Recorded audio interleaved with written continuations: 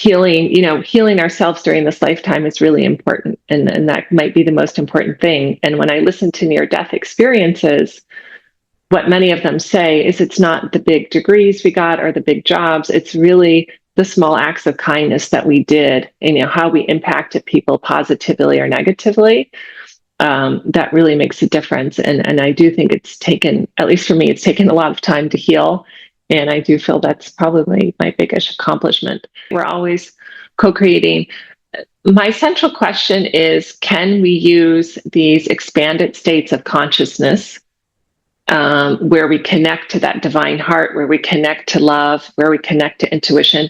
Can we use them to create a more compassionate world? Because I believe that when we're in those expanded states and we're accessing guidance and love, that there may be intelligence for us to help guide us, whether it was my friend in terms of encouraging her to go start that farm. There may be intelligence that we can access from our higher self, from our larger self. And as we hear in near-death experiences, we are all interconnected. And there is, and the larger reason for being here is recognizing those interconnections, being kind and loving to ourselves and to others. And then, of course, the environment we live in, our home, Mother Nature.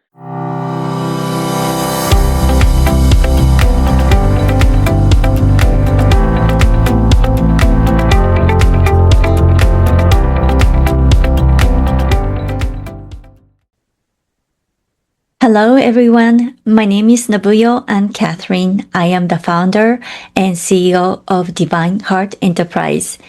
I am a master spiritual life coach, energy healer, feng shui master, and card advisor.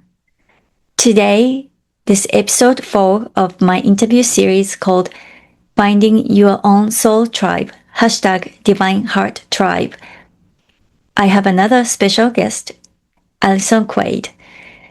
Allison and I met not too long ago through Sanctuary, an accelerator hosted by Intuitive Core, the offering of Suzanne Taylor, a mutual friend, and my first guest for this interview series. Allison is a consciousness explorer, writer, energy healer, and intuitive guide. She is the founder of Consciousness Evolution Partners. Please welcome Allison Quaid. Hello, welcome, Allison. It's so nice to see you again and so soon. And we reconnected in this way. And thank you so much for taking time from your busy schedule and joining me in this conversation. I'm so excited to learn more about you and about each other. But for this interview, definitely this is for for us to learn what you do and what you're working on. Thank you so much, Nobuyo. It's wonderful to have this opportunity to see you again after we just did an amazing short course together. And also, I think we have so much in common in terms of what we want to achieve in bringing people more connected to their divine heart. And for me, it's really about, how are we helping people be connected to their heart, because that really opens up how they can be with themselves, with each other, and with nature. So really creating a healthier and more loving world, which I believe we all want. So this sounds really familiar, and we share similar views. And maybe you can tell us how you got here, what your journey was like until you get this point. Sure. Well, it's definitely been a long road.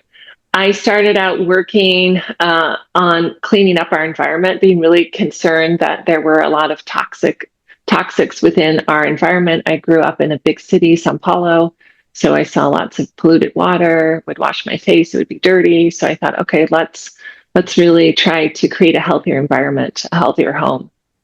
And however, probably about mid-career, I got burnt out. There's a lot of work to do around the environment, and getting burnt out was actually a blessing. When I landed in the hospital for a week, a blessing was that I got to slow down and look at what was going on within me. And I grew up in a kind of tumultuous home, and that I realized I had to deal with a lot of issues within anger, frustration. And as I did that, I worked with different energy healers. And I started to really unpack a lot of that trauma and look at what was underneath it. And what I found is that there was underneath those kind of hard emotions, there was a lot of love, there was a lot of peace. And I so wish someone would have said to me that in our journey, at the core of who we are is that divine heart, is that love and peace, right? Yeah. So getting to that took me a while. I did some writing. I write healing fairy tales. And however, it wasn't until I took a Reiki course where I really experienced these expanded states of peace, of love, that I felt I became really curious about what does that mean about each other, when we're in these states. So it's been a process of kind of going deeper and deeper into knowing who I am. And then I think now I'm kind of coming out with that knowledge of wanting to share that with others and really use that to create a more loving world. Yeah, that sounds familiar, and I resonate with that a lot. For me, the need for healing experience was healing was a little bit more recent experience, but I can completely understand your path. And sometimes I feel that if somebody works on his or her healing through their entire life experience, that's an accomplishment. Accomplishment doesn't have to come with big job titles. Well, we can't take that with us anyway when we leave, right? So how are you connecting healing ourselves and caring for the earth, and ultimately kind of preparing for us for next phase, like death in the term in this world? How are you connecting all those? Yeah, I will respond to how I connect those. But I first just want to reiterate what you said around it's healing. Healing ourselves during this lifetime is really important, and that might be the most important thing. And when I listen to near-death experiences, what many of them say is it's not the big degrees we got or the big jobs. It's really the small acts of kindness that we did, and how we impacted people positively or negatively. That really makes a difference. And I do think it's taken, at least for me, it's taken a lot of time to heal. And I do feel that's probably my biggest accomplishment. Going back to your question of how do we link healing ourselves, healing our connection to nature and death, I would say the way that I come to those, the common ground around that is really understanding how precious life is, to kind of say it simply, and to really to understand that we're all interconnected, right? And lastly, that consciousness continues, that this is not only that we do have an energetic soul that continues onwards. So when we're healing ourselves, we're dealing with those hard emotions. We come down, we're striving to have peace in our lives, right? To feel good. To come back to our divine heart. When we die and we get ready for that sacred passage, what I've learned in training to be a death doula is that it's really important for us to kind of lighten the load in the heart. Often the Egyptians said you would have your heart weighed against a feather to see how heavy it is, whether you're going to pass into the other world or not. And I take that as a metaphor that when we do that healing work, we're also preparing for death, because we're lightening our load. We're entering the next phase with more light, more love, more ease. And supposedly, physically, that also helps us to physically leave this plane, because it may be that it's a more difficult, just as birth is difficult for that person, sometimes we labor to leave. So there's a benefit there. And if I was going to relate it to what does this mean to nature, for me personally, the more I am connected to my heart, your heart, other people's heart, the more interested I am in relationships, the less interested I am in material goods. Those that they become less attractive. It's like the relationship that matters. The more I become, the more I honor myself and others, the more I want to eat healthy food, organic food. And the more I realize that we're interconnected, when you read these near death experiences, people talk about life reviews and how we're all connected. You realize that, caring for one another also means caring for the planet, because we depend on the planet for living, for breathing, for eating, for shelter. This is our home, right? So those are the ways I kind of connect the lines between those topics. Yeah, I call them energy trio, like heaven, earth, and human beings. Because I do feng shui and I work with the environment here, but also do like crystal and Reiki and healings. So yeah, I work with all three level of energy trio. So that's what I call them. So with that, I want to stay a little bit on this earth, physical world. That you said that you grew up in Brazil. It sounds like you lived in other countries as well. So how those experiences, like facing, working in or growing up in a different culture, how did it influence you to become who you are right now? Yeah, it's a good question. I did, since I was age 8, I moved abroad. I first moved to Germany. I've lived in about 6 different countries, and very different countries, from Brazil to Canada to the US to Germany, Switzerland, and South Africa. And what I realized is that on the outside, people may look very different.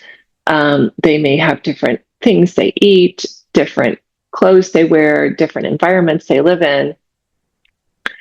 So outwardly, they may have different beliefs, even how we interact, how open or closed we are to each other interacting on the street. But inside, we are really the same. We are that same divine heart. We share so much in terms of our desires to be happy, to be loved, to be safe, to belong to part of something greater.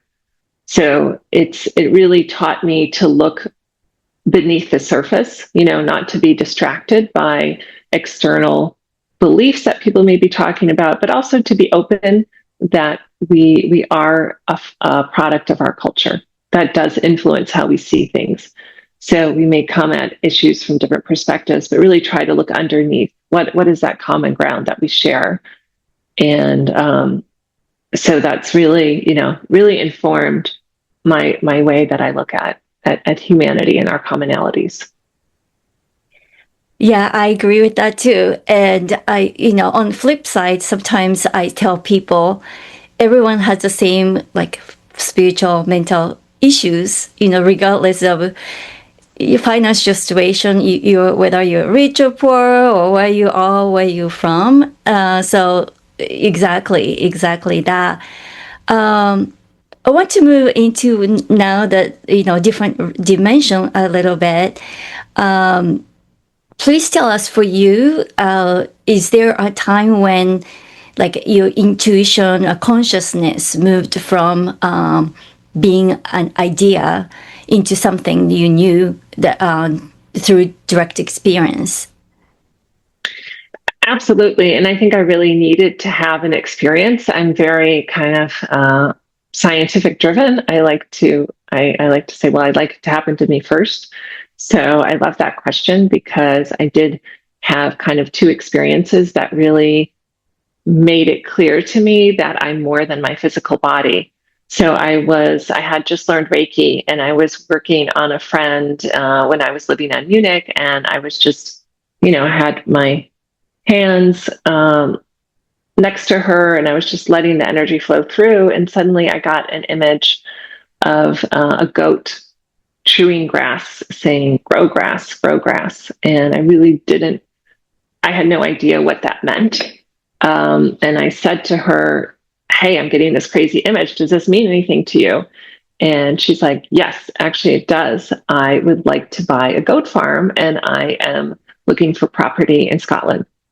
And today she runs a goat farm in Maine.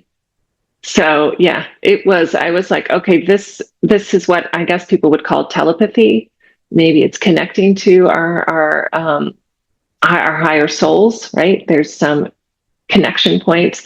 So when that happened, it made me realize, okay, we're not just a physical body, we're connected energetically, and maybe we're even connected to our higher selves who are bringing information in to help us, to guide us.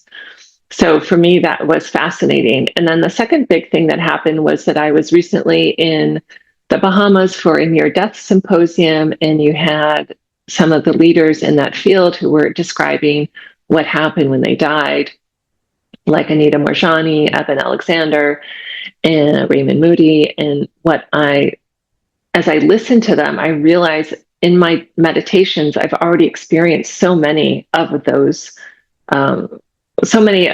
experiences that happen when you die. For example, feeling complete, kind of feeling like you're just suspended in complete peace, feeling unconditional love, feeling energy coming through you.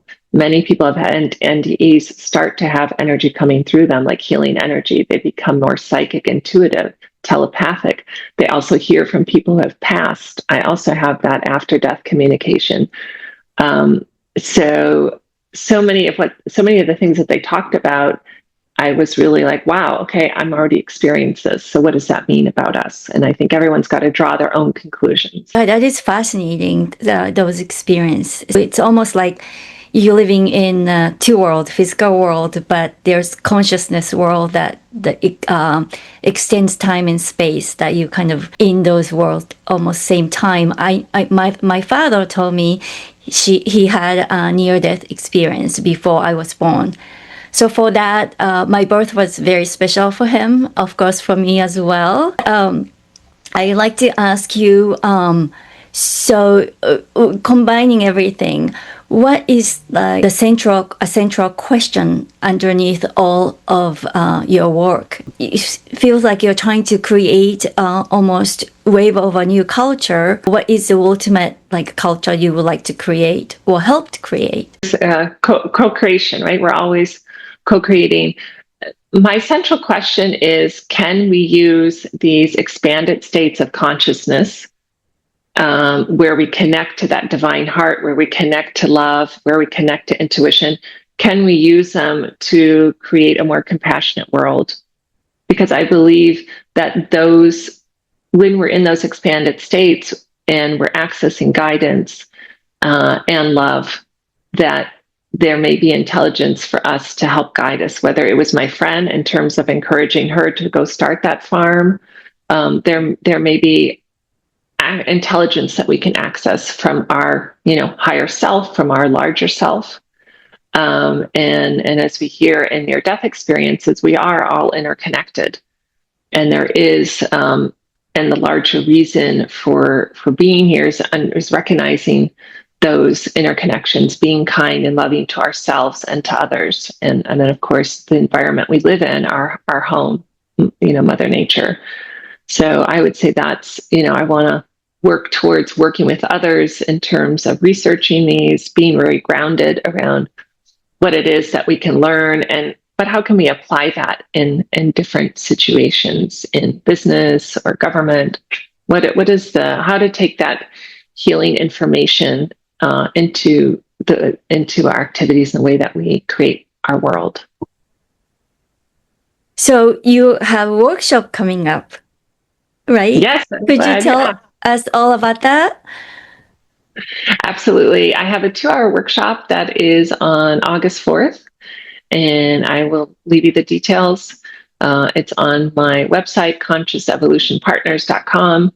And in that workshop, we're going to go into a deep meditation or an elevated state using music and meditation, which has been scientifically proven to help us get into different states of brain waves, theta and delta, that help you access your own information. So it's for people who want to come with a question and get the answer from their higher self so that you can be more connected to this interconnected being, this divine heart that you have within you. So yeah, that's on August 4th, and I will give you the details to share. That sounds great. So I can put the information underneath the description of this video. Well, I'm sure this workshop is just the beginning of vision coming into reality. Do you have like vision or plans for next 5 years or long term? Yeah, I really want to work with others like yourself to understand how can we connect better to our hearts? How can we bring that information in? How can we share what we're learning with others? And how can that also help how can it help us make wiser decisions, but also how that can inform the sacred passage of death. So I'm kind of interested in the living component and the dying component, because I believe there's some continuity there, and working with others through co-leading retreats, workshops, and doing sessions with people to help, learn together. That's, the name of my organization is Conscious Evolution Partners, because I believe, we really need to work together to understand how we can evolve to make this world a better place. Yeah, I didn't realize until now that we have so much commonality of like how approach things and how view our lives, and this is just fascinating. So how can somebody reach you? You said that you have a website and perhaps email address. Yes. My email address, if maybe, is it better for you to just put it? Yeah, I can put it in the description. Yeah, and perfect. Link to your website as well. Yes, yeah. So consciousevolutionpartners.com. And yeah, I feel like I'm at the beginning of this journey. So always interested in hearing from others and connecting with others to bring more peace and love on this planet. I love that. Well, thank you so much for your time. And this has been really like fascinating. And, through your life journey and your experience, that is, I love the goat story. So, Allison, thank you so much. This has been very fascinating. I learned so much more about you. I realized that we share a lot of similar views. I'm hoping maybe in the near future, we can collaborate on a retreat or workshop or something like that. I will put your email address and a link to your website in the description so people can reach you. Thank you so much for joining me today. I really had a great time. Yeah, me too. Thank you so much. This is my first podcast interview I'm doing. So it was like such a great opportunity to actually get more focused. And, as you see, I'm still kind of struggling to really nail it down. It's coming together slowly.